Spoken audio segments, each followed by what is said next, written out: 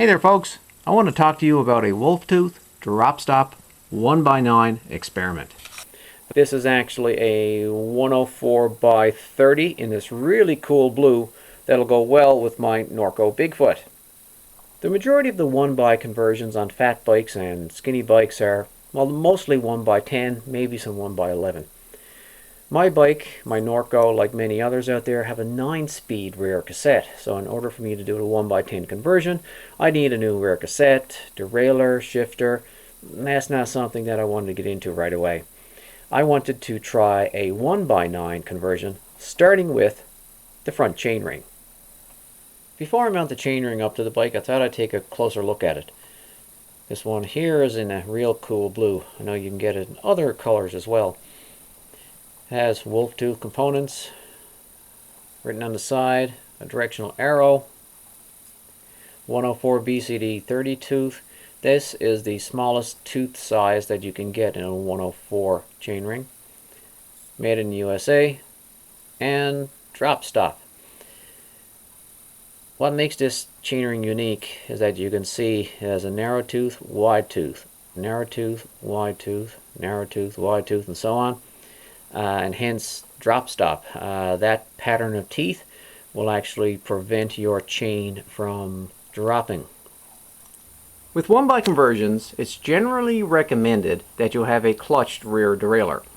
Mine is unclutched, and what that means is that it may pivot forward like this, and you see the chain, it drops. This may cause the chain to drop off the front chainring.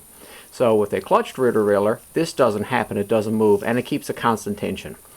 I'm going to try my unclutched rear derailleur to see if it works, because I'm not 100% totally convinced that you need to have one, but we'll see.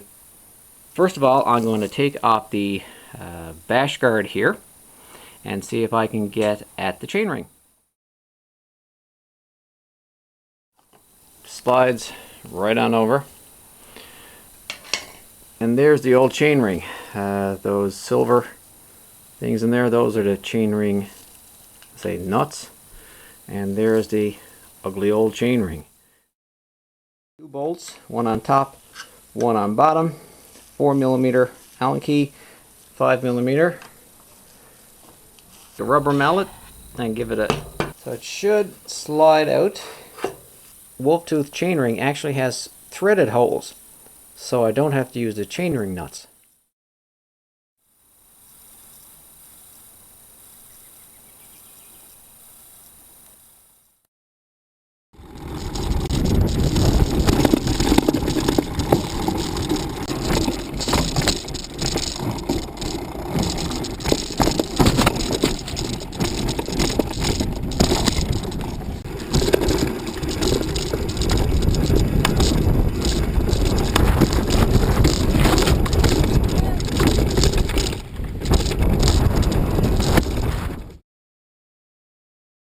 On my first ride, I reinstalled the bash guard.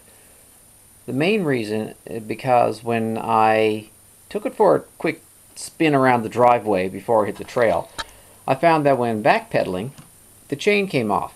Primarily because the rear derailleur actually slid forward and it just popped off. When I got out on the trail, riding for a little while, it didn't happen any longer, so the bash guard is coming off. And to give me a better chain line, I'm actually going to remove this bracket here for the front derailleur and a spacer or two and move them over to the other side. When removing your bottom bracket, if the cup keeps sliding off, put a quick release in through.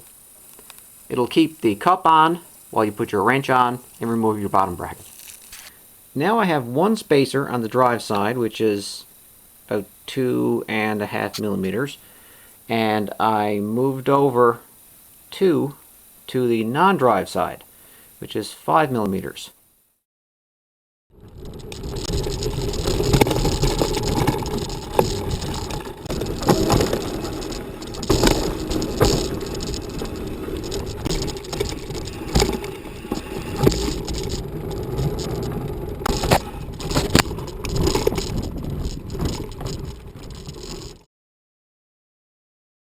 I'd call this 1x9 experiment a complete success.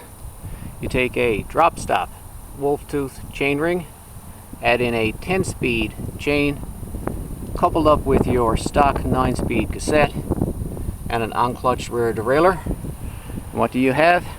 You have a lighter bike, crisper shifting, and no dropped chains.